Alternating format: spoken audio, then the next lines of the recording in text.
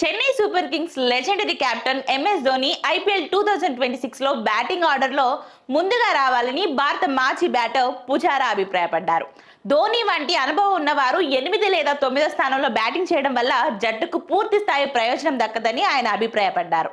రాబోయే IPL 2026 season ను దృష్టిలో ఉంచుకొని పుజారా చేసిన వ్యాఖ్యలు ప్రస్తుతం క్రికెట్ వర్గాల్లో చర్చనీయాంశంగా మారాయి.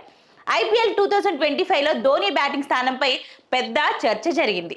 ముఖ్యంగా ఒక మ్యాచ్లో ఆర్సీబీపై ధోని 9వ స్థానంలో బ్యాటింగ్కి రావడం తీవ్ర విమర్శలకు దారితీసింది.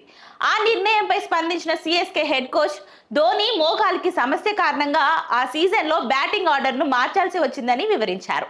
అయితే విమర్శలు వచ్చినప్పటికీ ధోని మరోసారి ఐపీఎల్లో ఆడేందుకు సిద్ధమయ్యాడు. CSK CEO Kashi Vishwanath Dhoni IPL 2026 మొత్తం సీజన్ కు అందుబాటులో ఉంటాడని ఇప్పటికే ధృవీకరించారు. ఐపీఎల్ 2025లో ధోని చెన్నై తరపున మొత్తం 14 మ్యాచ్లు ఆడాడు.